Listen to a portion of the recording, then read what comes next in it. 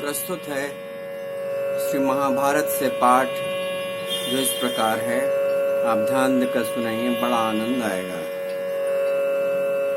ये पाठ द्वितीय अध्याय से है।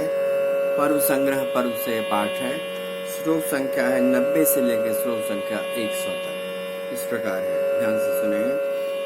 क्षीरोदम स्तनं चैव जन्मोच्यै श्रवसस्तथा यजतः सर्पसत्रेण राज्ञः परीक्षितस्य च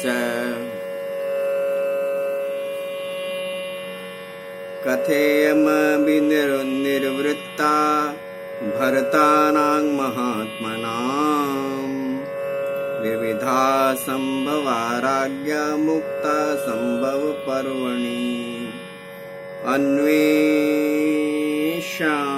अन्येषां चैव शूराणा मृषेद्वपायनस्य च अंशावतरणं चात्र देवानां परिकीर्तितम्।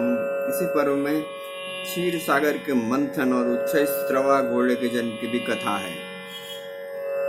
परीक्षित नंदन राजा जन्मेजय के सर्प यज्ञ में इन भरतवंशी महात्मा राजाओं की कथा कही गई है। संभव पर्व में राजाओं के भिन्न भिन्न प्रकार के जन्म संबंधी वृत्तांतों का वर्णन है। इसी में दूसरे शूरवीरों तथा महर्षि द्वैपायन के जन्म की कथा भी है। यही देवताओं के अंशावतरण की भी कथा कही गई है।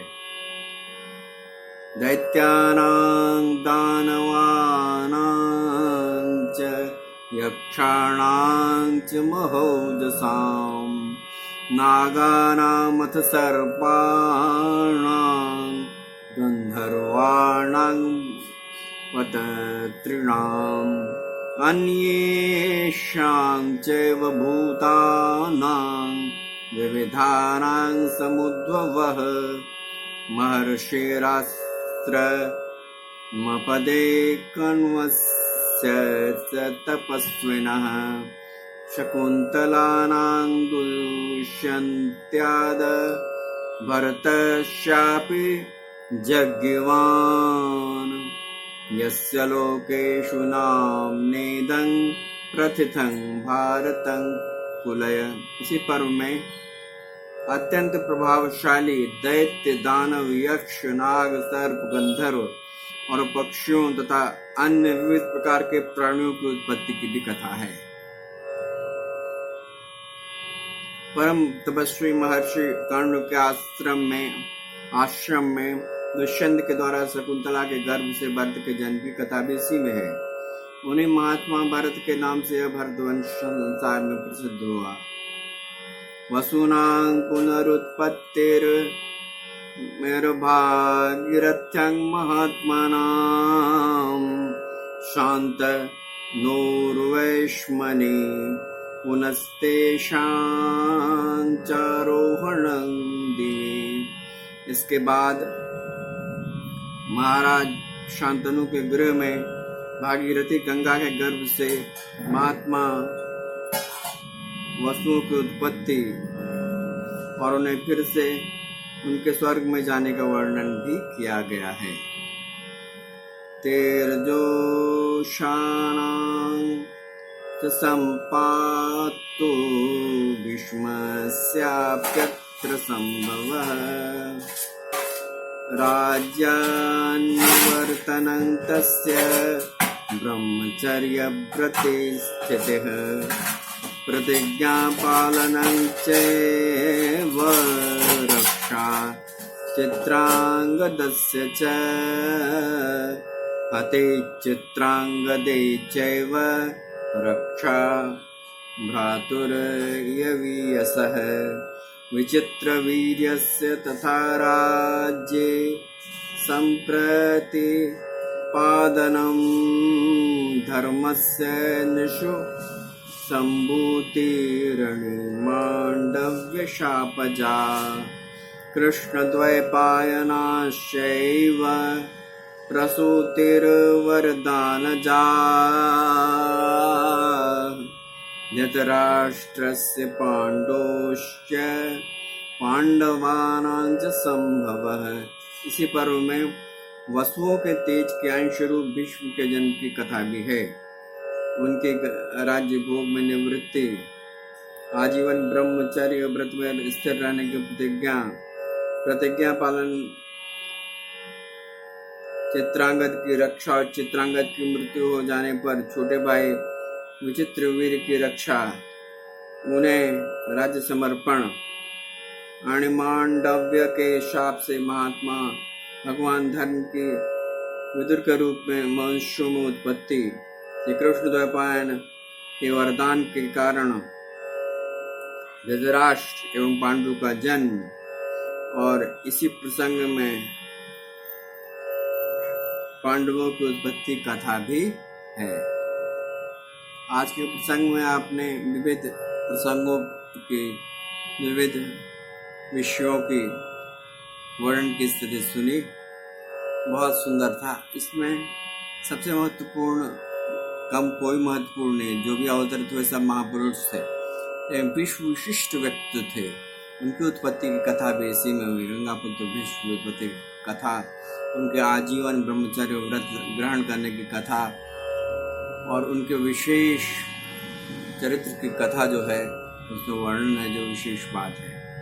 बहुत सुंदर वर्णन था। अभी आप श्री महाभारत से पाठ सुन रहे थे। यह पाठ द्वितीय अध्याय के पर्व संग्रह पर्व से लिया गया था, पर्व संग्रह पर्व के द्वितीय अध्याय से लिया गया था, और इसमें विभिन्न विषयों की सूची का वर्णन था, और आपके सामने प्रस्तुत करते हुए परमहंस की अनुभूति मुझे हो रही थी।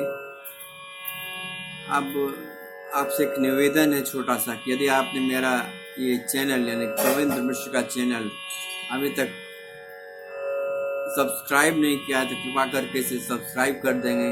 यदि आपने कविंद्र मिश्र का चैनल लाइक और शेयर भी अभी तक आप किसी भी कारणवश नहीं कर पाए हैं, इसे लाइक और शेयर भी कर देंगे, और बेल आइकन तो दबा ही देंगे, क्योंकि बेल आइकन दबाने से सबसे बड़ा फल प्राप्त होगा आपको, कि मेरी जो लेटेस्ट, मेरी जो तुरंत रिकॉर्ड की हुई ध्वन्यांकित हुई ध्वन्यांकन की स्थिति है वो आप तक पहुंच जाएगी।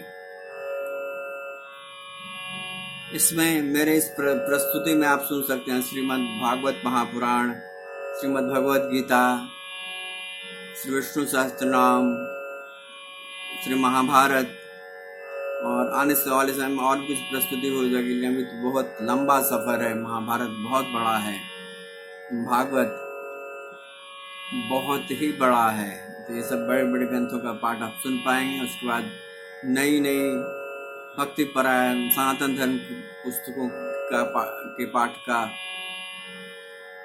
आनंद आप ले पाएंगे, पाठ सुनने का आनंद ले पाएंगे, मुझे पाठ करने का आनंद प्राप्त होगा, और हम सब आनंद में डूबेंगे और डूब रहे हैं, ऐसा मुझे अनुभूति हो रहा है। क्योंकि मैं इन ग्रंथों के पाठ से बड़ा आनंद का अनुभव कर रहा हूँ। मुझे लग रहा है जैसे कि आनंद की वर्षा मेरे ऊपर, भगवत कृपा की वर्षा मेरे ऊपर हो रही है, और यही स्थिति आपकी भी है, आपके ऊपर भगवत कृपा और आनंद की वर्षा हो रही होगी। महाभारत के बारे में एक बात मैं कहना चाहूँगा। महाभारत के बारे में लोग कहते हैं कि महाभारत जिस घर में रहता है उस घर में कलह होता है। भैया, कलह महाभारत के रखने से नहीं होता है, क्योंकि महाभारत तो इतिहास है, और इतिहास जिस घर में रहेगा उसमें ज्ञान वृद्धि होगी। इसमें भगवत कथा का वर्णन है, इसमें लोगों के विषय का वर्णन है, विभिन्न विषयों का वर्णन है, और जिसमें वर्णन है, जिसमें विज्ञान, इतिहास और भगवत कथा का वर्णन है, उसके रहने से अशुभ तो हो नहीं सकता, कलह तो हो नहीं सकता है। आप इसको आनंद से रखें, आनंद से सुने, आपके जीवन में आनंद ही आनंद, कृपा ही कृपा की बौछार का सामंजस्य स्थापित होगा, बहुत आनंद आएगा। और आइए अब वो काम कर लें जो ये कलयुग का आधार है, यानी कलयुग केवल नाम आधार है, भगवत नाम संकीर्तन कर लें। आइए मेरे साथ भगवत नाम संकीर्तन कर लीजिए। श्रीमन्नारायण नारायण नारायण। आज जन्माष्टमी का दिन है, इसलिए नंद को आनंद भयो जय कन्हैया लाल की। नंद को आनंद भयो जय कन्हैया लाल की। नंद को आनंद भयो जय कन्हैया लाल की। नंद को आनंद भयो जय कन्हैया लाल की। ओम नमो भगवते वासुदेवाय। ओम नमो भगवते वासुदेवाय।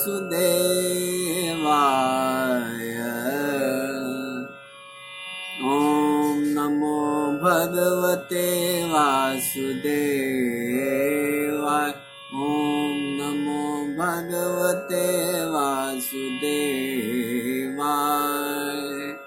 श्री कृष्ण की कृपा आप पर सदैव बरसती रहे। बाल गोपाल और लड्डू गोपाल आप पर सदा कृपा करते रहे और श्री कृष्ण के सब स्वरूपों की कृपा दृष्टि आप पर पड़ती रहे। आपके हृदय काश में श्री कृष्ण विराजमान रहे। आनंद आनंद आपके जीवन को चारों तरफ से आच्छादित करता रहे आपके जीवन में और सदैव भगवत कृपा ऐश्वर्य और आनंद की दृष्टि होती रही। ऐसी मंगल कामना करते हुए मुझे बड़ा ही हर्ष हो रहा है।